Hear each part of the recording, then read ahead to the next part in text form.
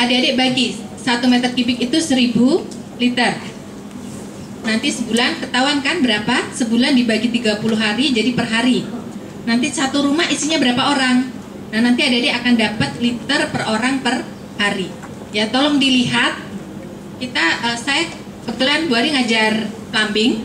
Saya selalu minta mahasiswa ngitung, ada yang 250, ada yang 400. Seharusnya tolong usahakan kurang dari 150. Kita coba, itu kita menghemat air ya.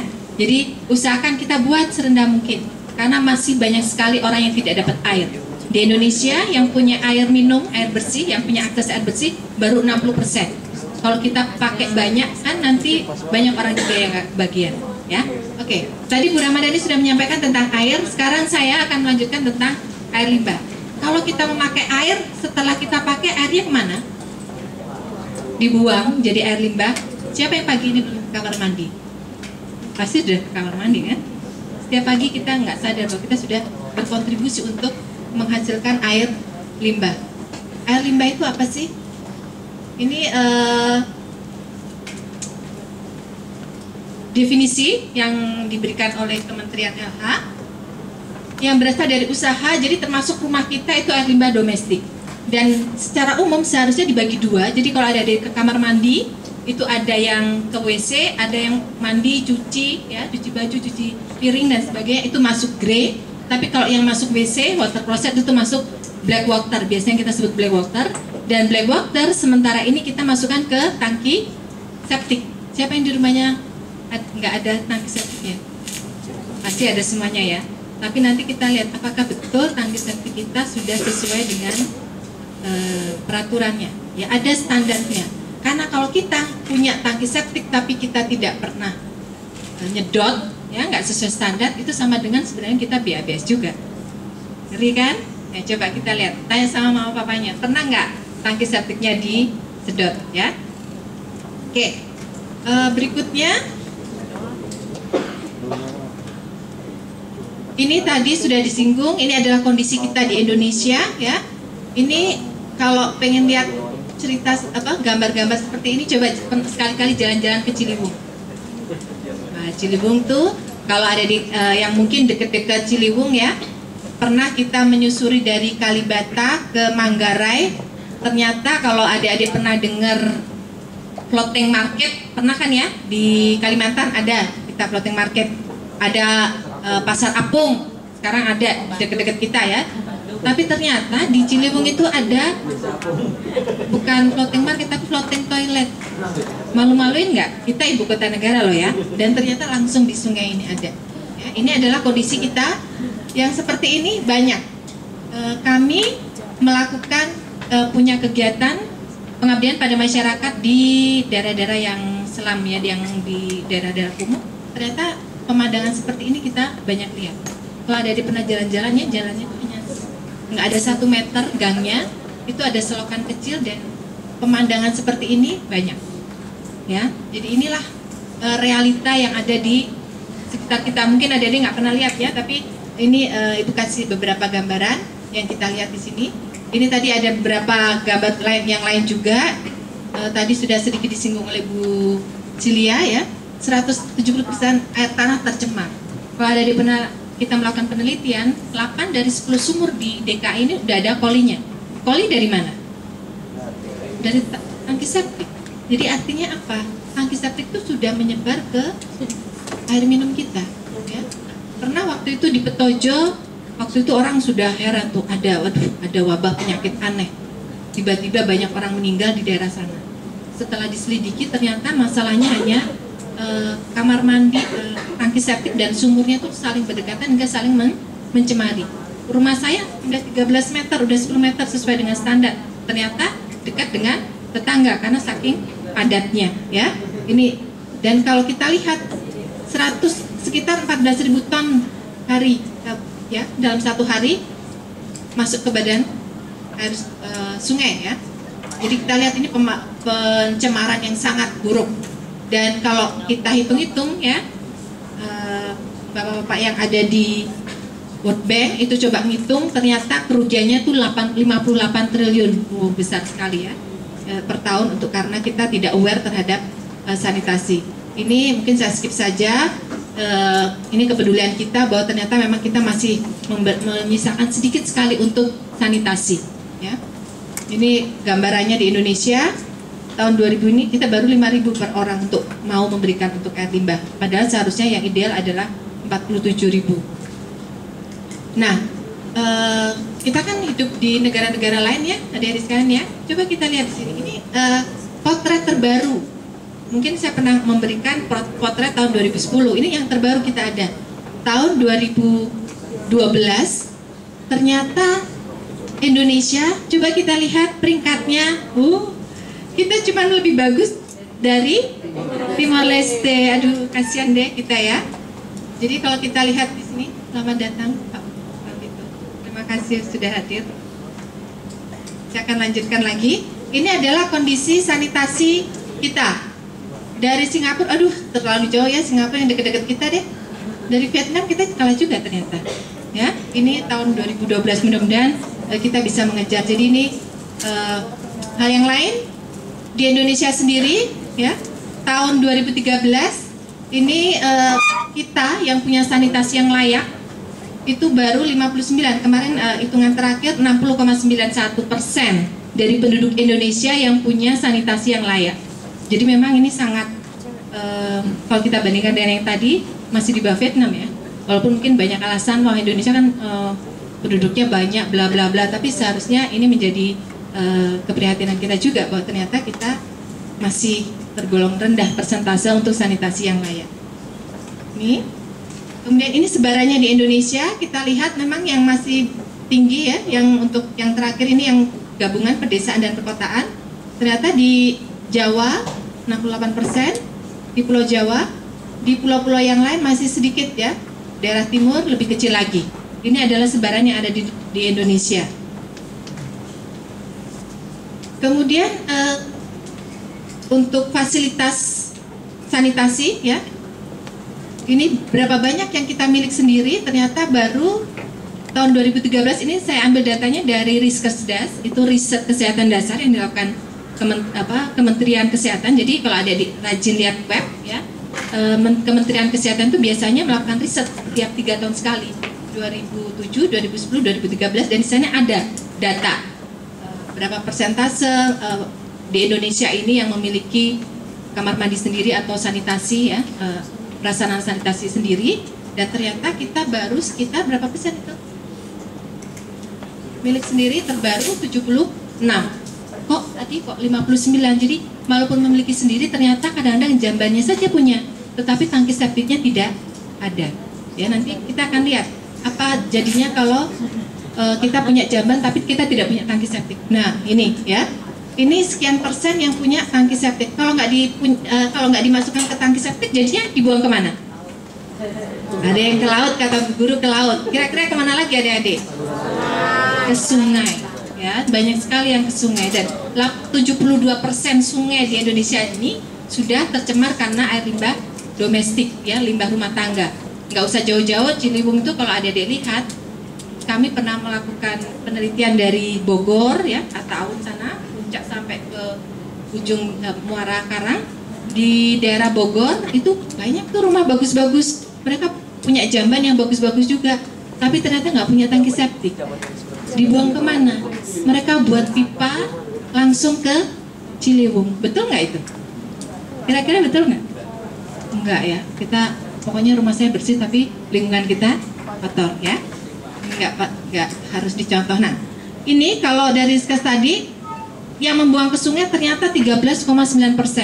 Kalau adik-adik lihat, kalau setiap orang segini jadi satu hari itu 13.900 ton lumpur tinja dibuang ke sungai. Makanya nggak heran kalau tadi saya sampaikan 70% sudah tercemar. Nah ini kaitannya dengan yang disampaikan Bu Hernani ya. Kita kan sekarang sedang climate change dan sebagainya ya. Mulai banyak yang terjadi tadi, ada yang suhu bumi meningkat ya. Terus ada permukaan air laut yang naik.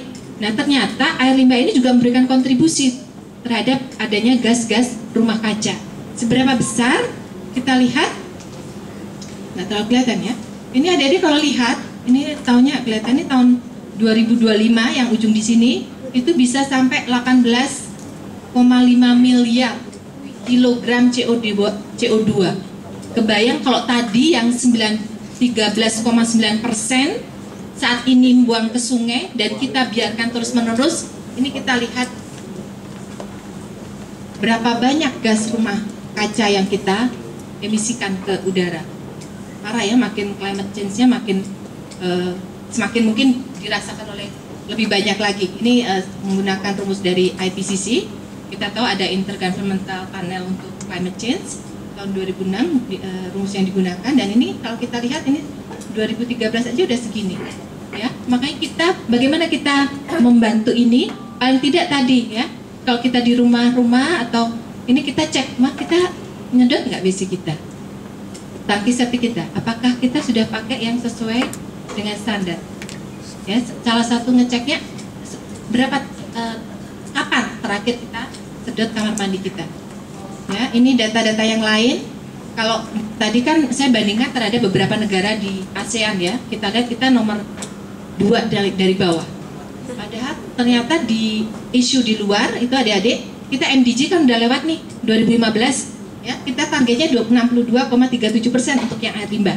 Nah ini prediksi kita ini bisa terlewati karena 2013 tadi udah 60%, jadi 2015 sekian ini bisa terlewati. Tapi ada juga SDG sekarang, udah MDG sekarang ada SDG. SDGs ini Sustainable Development Goal. Ya, ini menyatakan bahwa akses terhadap air dan sanitasi itu merupakan akses universal. Deklarasi PBB 2008 Juli 2010 sama, bahwa akses terhadap air bersih dan sanitasi itu sebagai hak asasi manusia. Indonesia kan, kita kan masyarakat, termasuk masyarakat negara-negara ya, bagian dari PBB, jadi kita juga harus mengacu ke sini. Target-target yang disampaikan di sana, bahwa hak asasi itu sebagai hak asasi manusia, kita juga harus ikut serta juga. Apakah pemerintah diam saja? Enggak, ini mungkin saya cepat aja. Adik-adik, kita untuk RPJMN ini agak bahasanya agak ini. Jadi kalau mengelola negara itu punya rencana, ya, rencana jangka panjang menengah itu sampai 2019 itu negara juga udah punya rencana. Nah rencananya itu tahun 2019 yang tadi Bu Ari bilang sanitasi sekarang masih 60,79% tahun 2013, 2019 harus 100%. Bayang ya, targetnya tinggi sekali ya, dari tadi ini sudah data terbaru 60,9% harus 100%. Jadi biasanya mungkin peningkatan kecepatannya hanya 3%, sekarang harus 8%. Kebayang, kita coba hitung-hitungan dari USDP menghitung ya, World Bank itu mencoba menghitung itu butuh berapa? Butuh 204 triliun. Besar sekali ya. Nah, apakah itu masyarakat pemerintah bisa? Nggak bisa seluruhnya pemerintah. Kita semua juga ikut bantu-bantunya gimana? Paling nggak kita lihat masing-masing tangki septic kita. Apakah kita sudah punya sesuai dengan standar? Ya, karena standar tangki septic pun sebenarnya sudah ada di, kalau nanti ada adik pengen lihat di internet pun sudah ada SNI-nya. Ya, yang standar itu tangki septic itu seperti apa? Ya.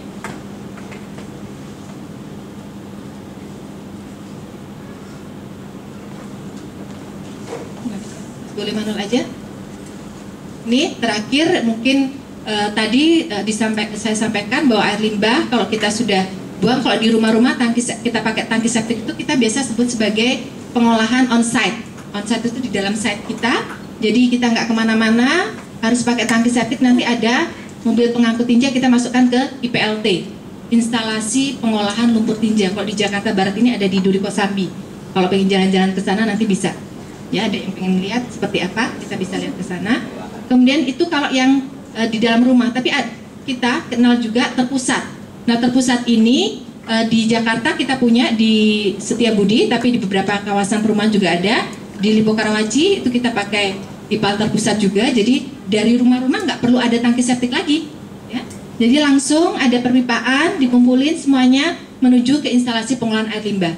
Artinya nanti setelah dimasukkan ke IPAL ini dibuang ke lingkungan sudah bersih. Adik-adik bayangkan, tadi Bu Ramadhani sudah menyampaikan kita ngambil air dari lingkungan dalam keadaan bersih. Ngambilnya aja tadi dari mana tadi? Dari gunung kan ya? Nah dari gunung kita ngambil bersih, harusnya kita membalikan juga dalam keadaan bersih. Coba kita hitung-hitung saja kalau penduduk Jakarta ini 10 juta satu hari yang jadi air limbah, itu berapa banyak? Kalau 100 liter aja per orang per hari, itu sudah 1 M liter jadi air limbah. Kalau tidak diolah, jangan-jangan nanti kita rebutan air. Ya, apa yang bisa kita lakukan? Ini pada pakai gelas kemasan kan? Jangan sampai nanti pulang air yang di dalam gelas itu nggak diminum habis. Itu bagian dari kita, ini kan yang disampaikan oleh Bu Ramadhani, menghemat air. Nah, bagian dari yang saya sampaikan, coba lihat di rumah masing-masing. Apakah tangki septik kita dikuras? Ini mungkin yang sudah saya sampaikan. Sebenarnya ada film sedikit, boleh nggak sebentar? Mas, sebentar aja boleh nggak?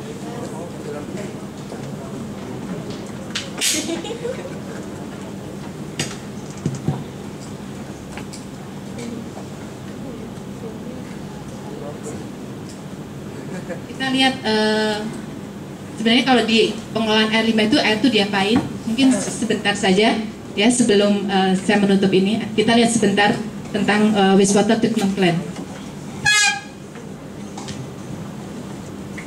Jadi ini air kalau di apa?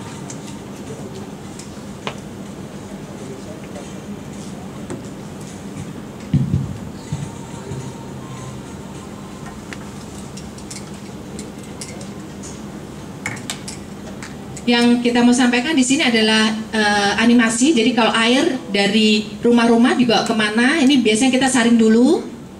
Ya, biasanya ada padatan-padatan karena kan lewat perpipaan ya. Ada padatan, kita saring dulu, kemudian kita pompakan.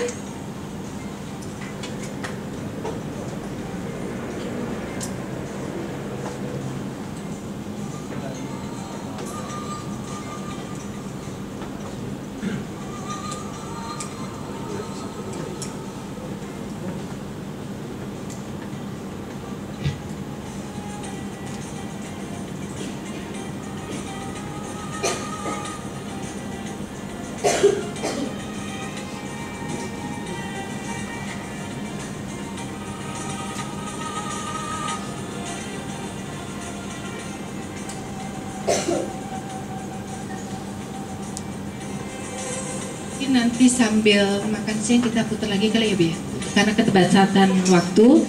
Jadi sekali nanti kita lihat lagi ya filmnya. Ini adalah bagaimana air limbah dari rumah-rumah kita diolah nanti jadinya seperti apa. Dan teknologi sekarang bahkan kalau di Singapura tuh, kalau ada yang pernah dengar New Water, itu mereka dari air limbah dia masukin ke kolam sebentar, dia ini dengan teknologi membran.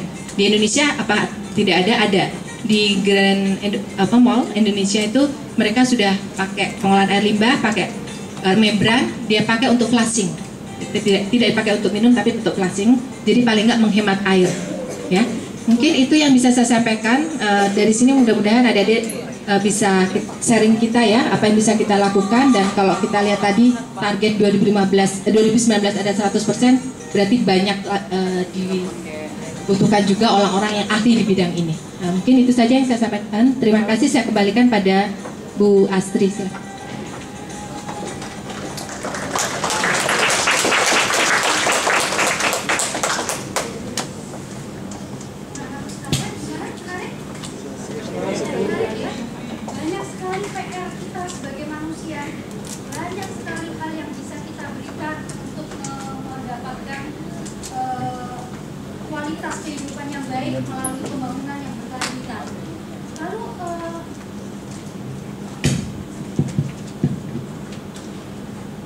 Ya, mungkin slide-nya bisa dibantu.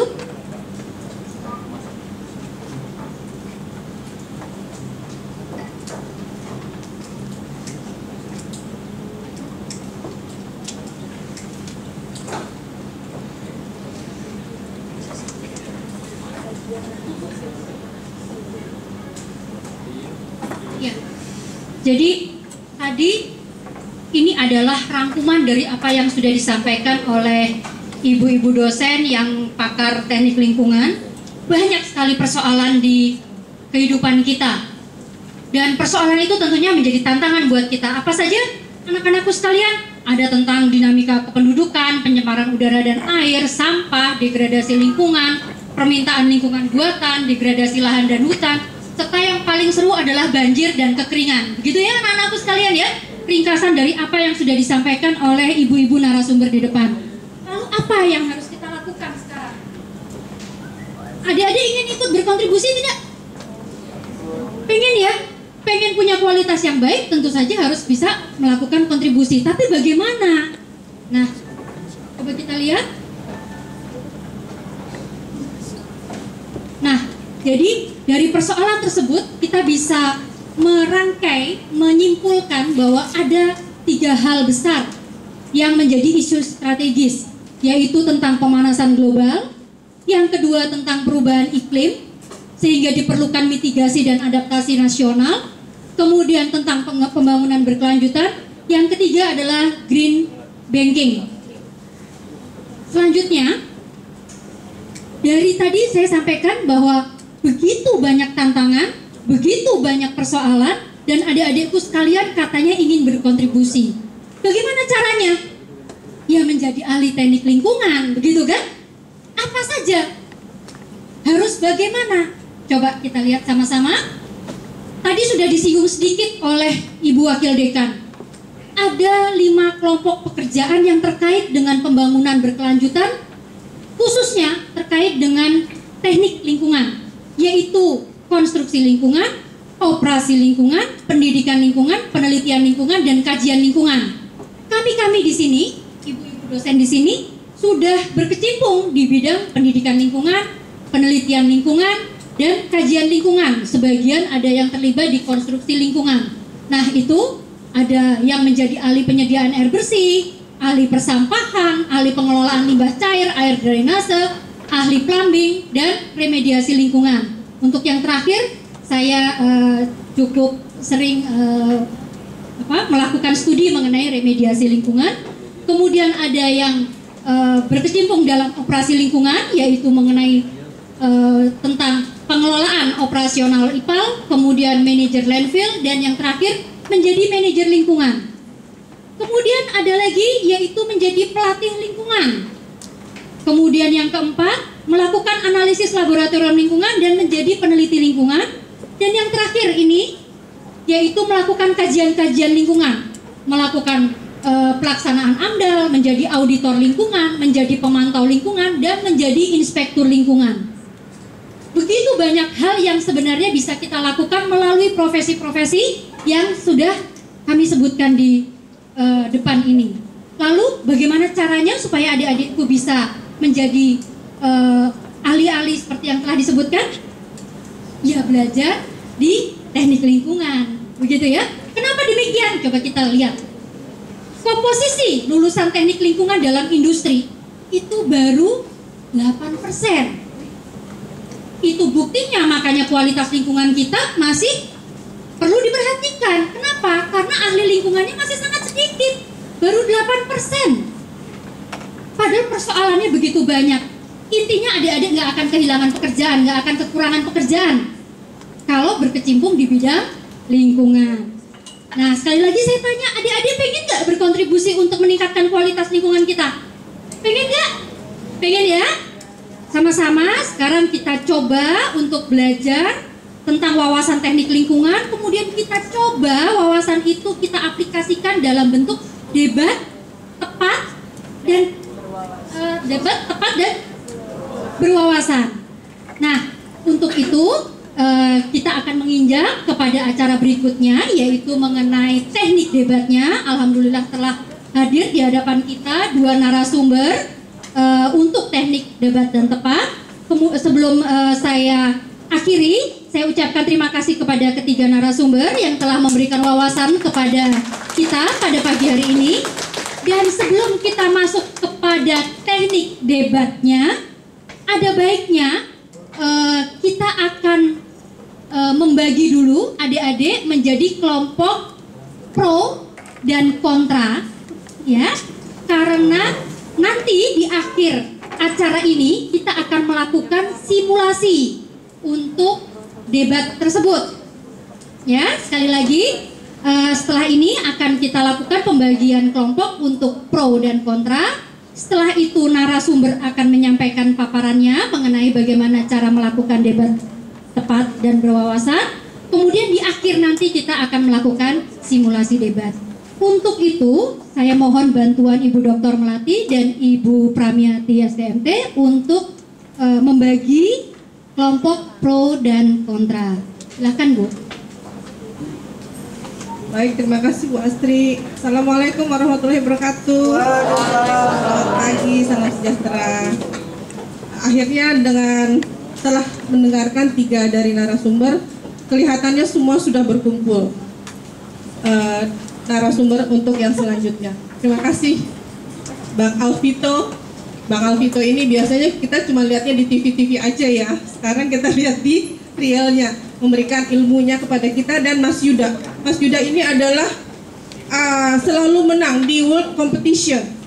Jadi akan men-sharing ilmunya kepada kita semua. Kalau Mas Yuda, jadi kalau debat itu kan adu argumentasi. Kalau yang biasa kita lihat dari Bang Alvito barangkali debat yang untuk politik gitu ya, debat, tapi bukan debat kusir, debat itu tetap ada aturannya. Nah, yang biasa atau kita lakukan sekarang ini untuk adik-adik adalah debat competition, jadi kompetisi debat. Nah, ini akan kita dapatkan ilmunya dari para narasumber kita hari ini. Untuk supaya lebih jelasnya setelah ini, kan tadi udah dijelaskan tuh materinya, air, udara, dan sebagainya. Nah, nanti di akhir setelah Bang Alvito dengan Mas Yuda memberikan ilmunya, kita adakan simulasi. Nah, debat itu kan adu argumentasi, ada yang pro, ada yang kontra. Nah, sekarang akan kami bagi menjadi pro dan kontra. Di sini kan sudah hadir 12 sekolah SMA dari Bang Alvito ini dari Tangerang, dari Banten, dari Bandung, dari Magelang, dan Jakarta sekitarnya. Saya bagi menjadi 2 kelompok, pro dan kontra. Ya, nanti kedua ini tetap belajar terus. Nanti siapa yang maju akan ada volunteer. Kalau semuanya ingin menjadi volunteer, kita undi. Setuju? Ya, oke. Jadi yang pro kelompoknya adalah SMA 3 Jakarta, SMA 1 Bekasi, SMA 90, SMA 9, SMA 34, SMA 100. Nanti ini kelompok yang pro, yang afirmatif. Ya. Kemudian yang kontra itu SMA 14 Tangerang, SMA 2, SMA 31, SMA 12, SMA Nurul Fikri, dan SMA 33. Jadi yang negatif. Artinya negatif itu yang kontra terhadap mosi dari atau soal yang akan diberikan. Ya, kemudian sistem debatnya apa? Sistem debat itu banyak, ada Australia, ada British, ada Amerika, ada Asia. Yang sudah di mix, yang biasa diikutkan oleh teman-teman atau para mahasiswa dan siswa itu adalah Australia, tapi sudah di mix sekarang dengan Australia, Asia. Nanti kita dengarkan dari Mas Yuda, kemudian bagaimana cara mannernya, metodenya dari Bang Alvito. Barangkali begitu ya. Jadi tetap dengarkan sampai selesai narasumber kita memberikan ilmunya. Terima kasih. Wassalamualaikum warahmatullahi wabarakatuh. Waalaikumsalam warahmatullahi wabarakatuh. Anak-anakku sekalian, kita lanjut ya ke acara utama ya. Sekarang ada 2 narasumber. Yang pertama, saya mohon untuk menempati meja di depan. Saya panggil kakak, katanya minta dipanggil kakak. Kakak Risi Andika Yuda, biasa dipanggil Kak Yuda. Beliau lahir di Palembang tanggal 30 Juni dan sekarang beliau aktif di PT Unilever. Nah, pengalamannya ini yang adik-adik harus perhatikan. Beliau mengikuti World University Debating Championship di Kuala Lumpur tahun 2004 dan di Irlandia tahun 2005. Kemudian ya, yang kedua, nah ini yang seru juga, yaitu beliau menjadi juara debat regional South Sumatera tahun 2002 sampai 2005. Wow. Iya. Jadi Kak Yuda ini akan menyampaikan materi debat yang adik-adik harus perhatikan, yaitu bagaimana teknik debat tepat. Kemudian bagaimana aturan main lomba debat secara internasional. Kemudian apa saja materi-materi yang dinilai dalam lomba debat. Kemudian untuk narasumber yang kedua, saya mohon kehadirannya ke depan. Oh, lagi memasukkan materi. Nah, ini dia. Adik-adik sudah familiar mungkin dengan wajahnya? Abang atau kakak? Abang Alvito Deanova. Kalau yang suka nonton SCTV tahun 2000 sampai 2007 pasti familiar. Kemudian yang terakhir, beliau sering muncul di TV One 2007 sampai sekarang. Beliau adalah jurnalis untuk televisi. Untuk itu kita mohon dari Kak Vito, Abang Vito untuk menyampaikan teknik komunikasi secara efektif. Ya, dua narasumber kita ini sudah siap di depan. Saya mohon adik-adik dapat menyimak dengan baik apa yang disampaikan oleh kedua kakak dan abang yang ada di depan.